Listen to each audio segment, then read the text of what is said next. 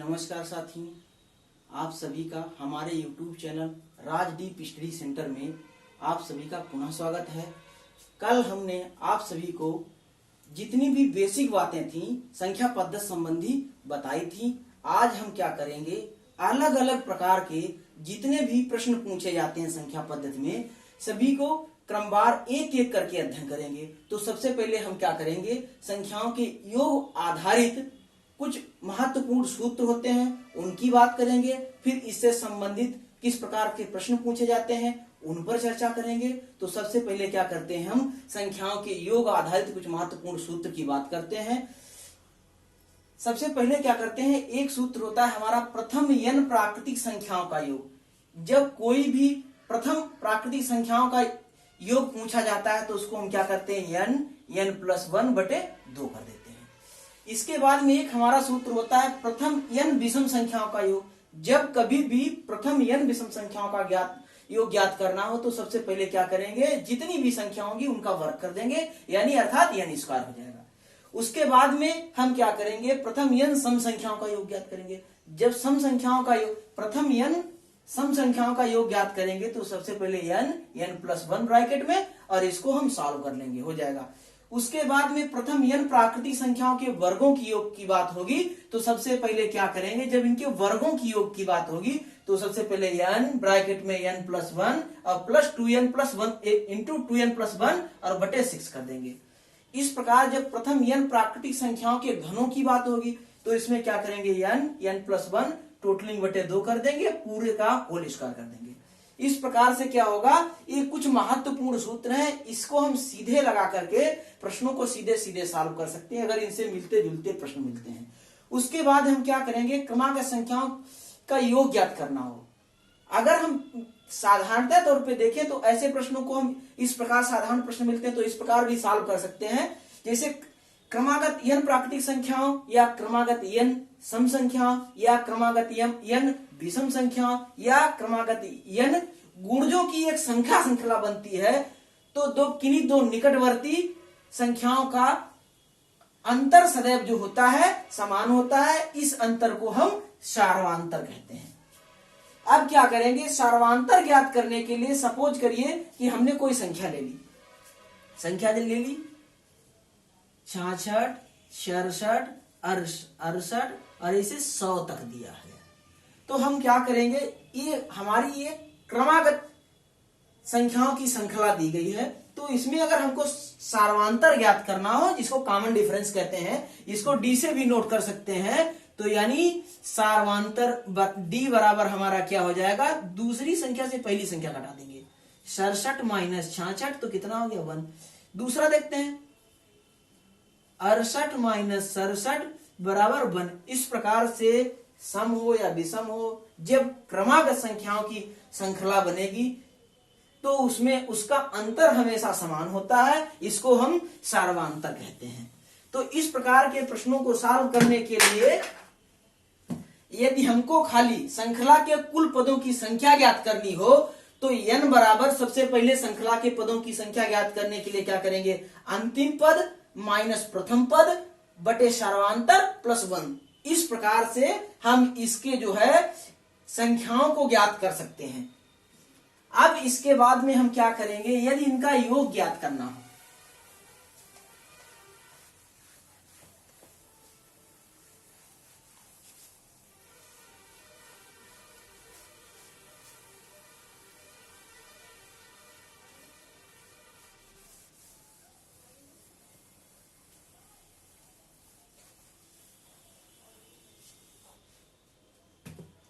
यदि श्रृंखला के सभी पदों या संख्याओं का योग ज्ञात करना हो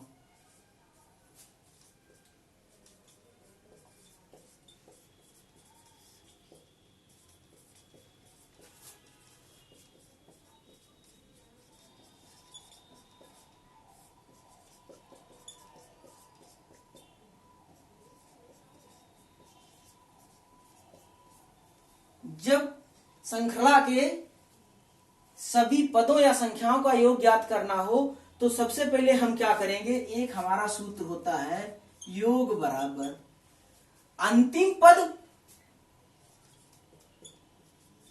अंतिम पद प्लस प्रथम पद गुणे n कर देंगे और टोटल बटे क्या कर देंगे 2 कर देंगे।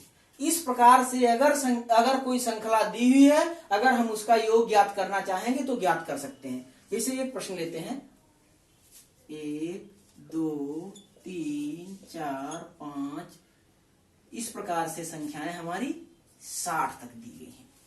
तो सबसे पहले जब इसका योग ज्ञात करेंगे तो हम सबसे पहले देखेंगे हमारी संख्याएं कितनी हैं। संख्याएं हमारी कितनी है 60 है, तो n बराबर कितना हो गया 60 हो गया। अब जब इसका योग ज्ञात करना होगा तो क्या करेंगे, योग बराबर अंतिम पद प्लस प्रथम पद और इंटू n कुल बटे क्या कर देंगे 2 कर देंगे। जब 2 कर देंगे तो सबसे पहले क्या करेंगे, हमारा अंतिम पद कितना दिया गया है 60 दिया गया है, प्लस प्रथम पद कितना दिया गया है 1 दिया गया है। उसके बाद में इसकी संख्या कितनी दी गई है, संख्या कितनी है 60 है, टोटल बटे कितना कर देंगे 2 कर देंगे। 2 से इसको काट देते हैं, 2 3 6। अब क्या करेंगे, इनकी गुणा कर देंगे।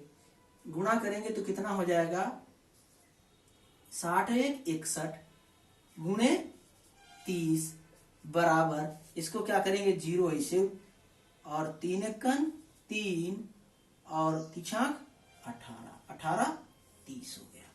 इसके बाद में इस प्रकार के प्रश्नों को हम जब सॉल्व करते हैं तो सबसे पहले इस आधार पर हम क्रमागत संख्याओं के योग को ज्ञात कर सकते हैं।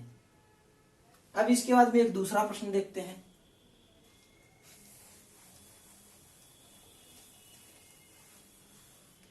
एक हमारा प्रश्न दिया गया है 21 22 23, इस प्रकार से 75 तक दिया गया है और इसका योग ज्ञात करना है। इसका योग ज्ञात करना है तो हम क्या करेंगे,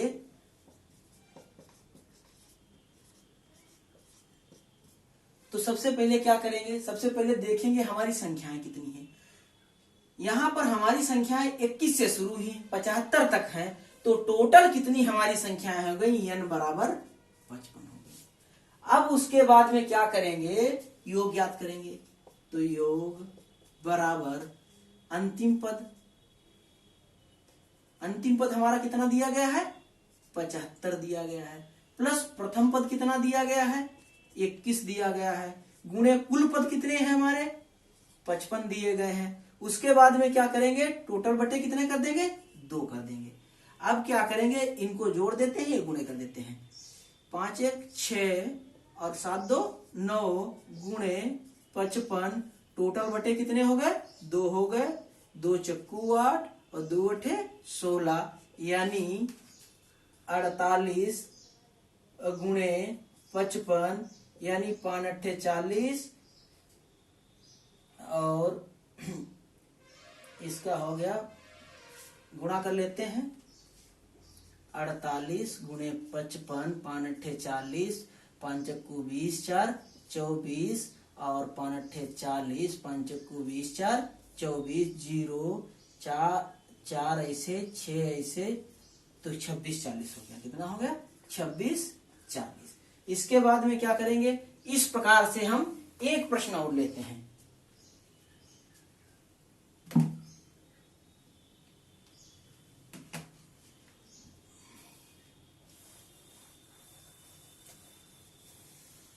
ज्ञात करने के लिए हम एक प्रश्न और लेते हैं। एक हमारा प्रश्न दिया गया है 2 4 6 8, इस प्रकार से 60 तक दिया गया है। तो सबसे पहले क्या करेंगे, हम इसमें सबसे पहले हम देखेंगे हमारी संख्या कितनी है। तो n बराबर 2 से शुरू है 60 तक है और सम संख्याएं एक एक का अंतर है, यानी संख्याएं हमारी कुल 30 रहेंगी, 30 रहेंगी। अब इसके बाद में क्या करेंगे, जब योग ज्ञात करेंगे तो योग बराबर अंतिम पद प्लस प्रथम पद। अंतिम पद कितना है 60 है और प्लस प्रथम पद कितना हमारा दिया गया है 2 है, गुणे संख्याएं कितनी है 30 है, टोटल बटे 2 कर देते हैं। 2 1 और 2 पंचे 10, इसको जोड़ देते हैं 60 2 62 गुणे 15, इसकी गुणा कर देते हैं, 15 दूनी 30 और 15 छक्का 90 और 3 93 हो गया। इस प्रकार से ऐसे प्रश्नों को हल करने के लिए हम सीधे सीधे योग में इस सूत्र से भी ज्ञात कर सकते हैं। अब इसके बाद में हम दूसरे टाइप के प्रश्नों की बात करेंगे और इस चैप्टर में प्रत्येक प्रकार के प्रश्नों की बात करने के बाद में फिर हम लोग एक्सरसाइज की तरफ जाएंगे।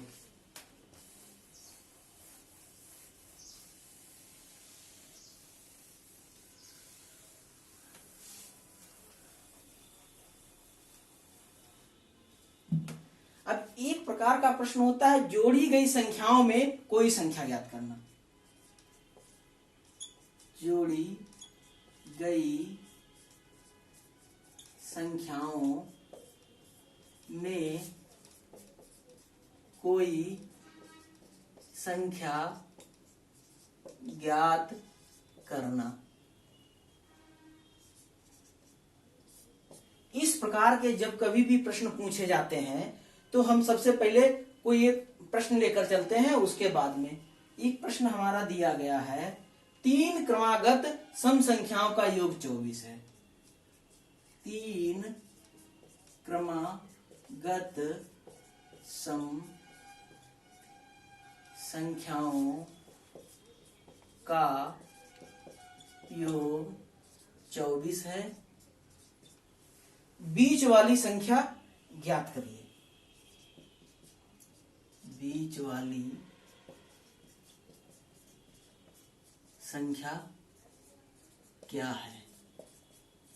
तो ऐसे प्रश्न को सॉल्व करने के लिए हम सबसे पहले बात करेंगे क्रमागत संख्याएं क्या होती हैं। क्रमागत संख्याएं एक निश्चित अंतराल पर आती हैं, तो वो क्रमागत संख्या होती है। जो क्रमागत सम संख्याओं की बात करेंगे तो इस प्रकार के प्रश्नों को हल करने के लिए मान लेते हैं, माना x कोई एक क्रमागत सम संख्या है। तो अगर x कोई क्रमागत एक सम संख्या है तो उसमें अगली संख्या क्या होगी, एक x है तो दूसरी x प्लस 2 हो जाएगी, तीसरी क्या हो जाएगी, x प्लस 4 हो जाएगी। तो 3 क्रमागत सम संख्याएं ये हमारी ज्ञात हुई। अगर एक कोई x अगर क्रमागत संख्या मानते हैं तो अगली क्या होगी, x प्लस 2 होगी, फिर उसकी अगली x प्लस 4 होगी, फिर उसकी अगली x प्लस 6। क्योंकि हमको यहाँ 3 ही का योग ज्ञात करना है। तो प्रश्नानुसार कह रहा है कि 3 क्रमागत संख्याओं का योग 24 है, तो यानी x plus 2 plus x plus 4 बराबर 24 दिया गया है। तो इसको जोड़ देते हैं, 1 2 3 यानी 3x और प्लस 4 और 2 6 बराबर 24 हो गया। इसमें क्या करेंगे, इसको उधर घटा देते हैं, तो 3x बराबर 24 माइनस 6, तो x बराबर कितना हो गया, 18 हो गया। और इस 18 बटे 3 कर देते हैं, 3 18, तो x बराबर 6 हो गया। अब कह रहा है कि बीच वाली संख्या ज्ञात करिए। बीच वाली संख्या ज्ञात करना है तो हम क्या करेंगे,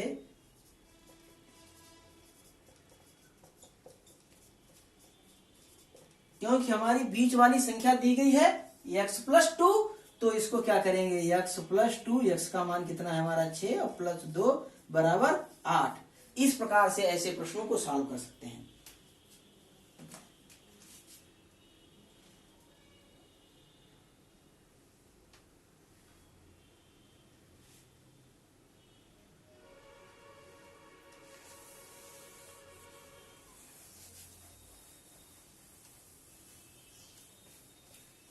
इस प्रकार के प्रश्नों के अभ्यास के लिए हम एक दो प्रश्न और देखते हैं। एक सवाल दिया गया है, 5 क्रमागत सम संख्याओं का योग 80 है।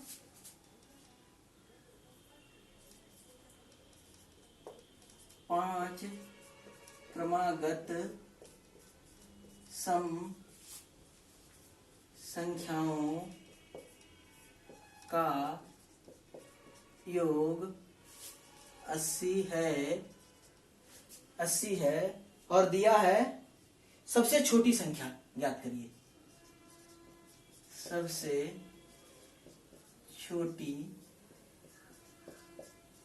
संख्या ज्ञात करिए। तो सबसे पहले क्या करेंगे, सबसे पहले हम 5 क्रमागत संख्याओं की बात करेंगे। यदि कोई x एक क्रमागत सम संख्या है तो अगली क्रमागत सम संख्या है, इसके पिछले भी प्रश्न में हमने बताया, अगर यदि कोई x एक क्रमागत सम संख्या है तो क्रमागत सम संख्याएं कौन कौन सी हो जाएंगी हमारी। पहले यदि एक x है तो दूसरी x प्लस 2 हो जाएगी, फिर x प्लस 4 हो जाएगी, और x प्लस 6 और x प्लस 8। तो इस प्रकार से हमारी 5 क्रमागत सम संख्याएं हो गई। अब कह रहा है इनका योग जो है 80 है प्रश्नानुसार। इनका योग कितना है, 80 है, यानी x plus 2 plus x plus 4 plus x plus 6 plus x plus 8 बराबर 80 दिया हुआ है। तो जोड़ लेते हैं, 1 2 3 4 5 यानी 5x प्लस 4 2 6 6 12 8 20 बराबर 80 हो गया। इसको ले जाके उधर घटा देते हैं तो 5x बराबर 80 माइनस 20, तो x बराबर कितना हो गया, ये कितना हो गया 60 हो गया। इसको बटे में भेज देते हैं, 5 हो गया, 5 एकन 5 दूनी, यानी x बराबर 12 हो गया।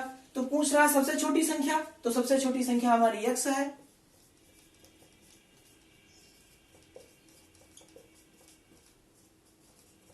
बराबर हमारी x है यानी 12 है। एक विषम संख्या वाला भी प्रश्न देख लेते हैं।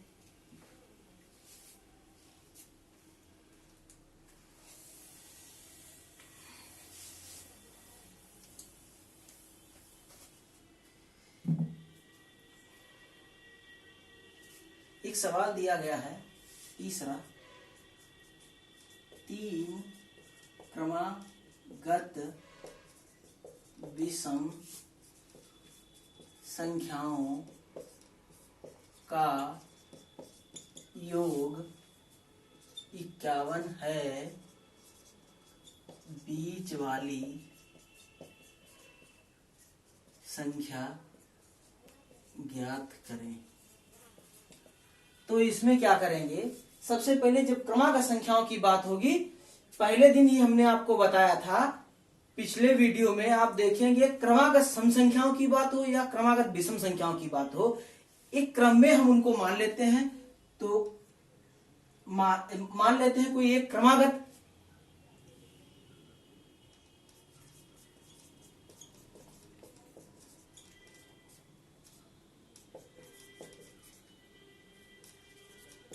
तो अगर हमने क्रमागत विषम संख्या की बात करेंगे, यदि हमने मान लिया x कोई क्रमागत विषम संख्या है तो अगली विषम संख्या क्या होगी, x प्लस 2 होगी, फिर उसके अगली क्या होगी, x प्लस 4 हो जाएगी। तो हम इनका क्या करेंगे, अब इनका योग ज्ञात करेंगे। तो सबसे पहले जब इनका योग ज्ञात करेंगे तो इनका योग ज्ञात करने के लिए हमारा दिया गया क्रमागत संख्याओं का योग कितना है, 51 है। तो x plus 2 plus x plus 4 बराबर 51 दिया गया है।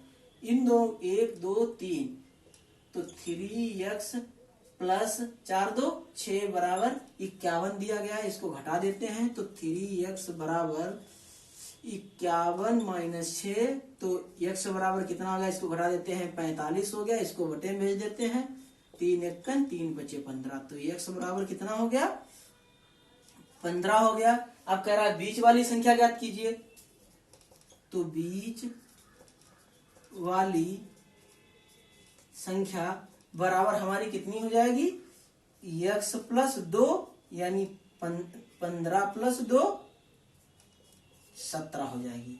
इस प्रकार के प्रश्नों को हम कोई भी विषम संख्या हो या सम संख्या हो हम ज्ञात कर सकते हैं। अब अगले टाइप के प्रश्न की बात करते हैं, किस टाइप के अगले प्रश्न आएंगे।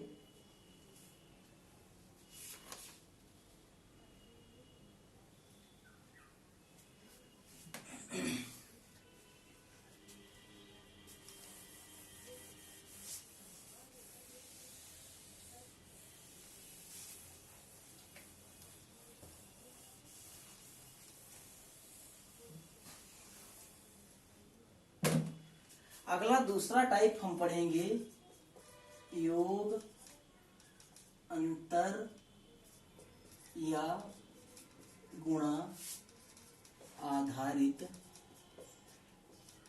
प्रश्न। इस प्रकार के प्रश्नों को तो हम सबसे पहले एक प्रश्न से शुरुआत करते हैं। दो संख्याओं का योग 46 है, उनका अंतर 14 है, बड़ी संख्या ज्ञात कीजिए।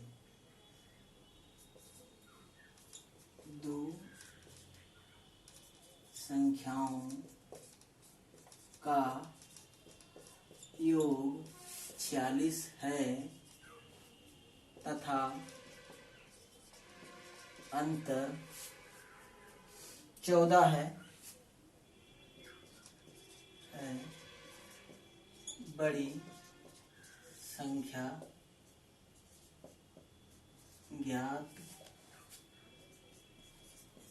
करें।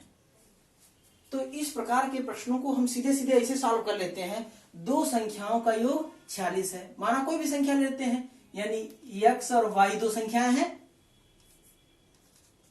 माना x y दो संख्याएं हैं, ठीक है। तो सबसे पहले इनका योग कर लेते हैं। तो क्या दिया गया है, x प्लस वाई बराबर 46, ये समीकरण एक कर देते हैं। उसके बाद में कह रहा है कि अंतर 14 है, तो ये तो फर्स्ट शर्त हो गई, और उसके बाद में ये सेकंड हो गई। इसमें क्या करेंगे, x माइनस वाई बराबर कितना है 14, ये समीकरण 2 हो गया। तो हम क्या करेंगे, इन दोनों समीकरणों को हल कर लेते हैं। तो समीकरण 1 व 2 से समीकरण 1 कितना है हमारा, x प्लस वाई बराबर 46, और दूसरा समीकरण कितना है, x माइनस वाई बराबर 14 दिया गया है। कभी भी ऐसे प्रश्नों को हल करने के लिए हम इन चिन्हों को देखते हैं। यदि हमारे प्लस प्लस या माइनस माइनस होते हैं तो हम क्या करते हैं, हमेशा इनको घटाते हैं, घटाने पर। यदि विपरीत चिन्ह मिलते हैं, माइनस प्लस या प्लस माइनस, इस प्रकार के चिन्ह देखते हैं तो हमेशा क्या करते हैं, जोड़ने पर। एक जैसे चिन्ह मिलने पर घटाएंगे और विपरीत चिन्ह मिलने पर जोड़ेंगे। तो सबसे पहले जोड़ने पर इसको जोड़ देते हैं, तो ये कितना होगा, ये कट गया, x कितना हो गया 2x बराबर, इसको जोड़ देते हैं, कितना होगा 6 4 10 और 5 1 6 7, 6 4 10 4 1 5 1 6 60 हो गया। तो x बराबर कितना हो गया 60 बटे 2 2 तिहाई 6, x बराबर कितना हो गया 30 हो गया। अब दूसरी संख्या ज्ञात करते हैं, तो x का मान किसी दूसरे समीकरण में रख देते हैं। तो x का मान समीकरण 1 में रखने पर, 1 में जब समीकरण का मान कर रख देंगे तो x का मान कितना है 30 प्लस y बराबर 46, इसको उधर ले जाते हैं तो y बराबर 46 माइनस 30, यानी कितना हो गया 16, यानी बड़ी संख्या कितनी हो गई हमारी 30 हो गई। यही हमारी बड़ी संख्या है।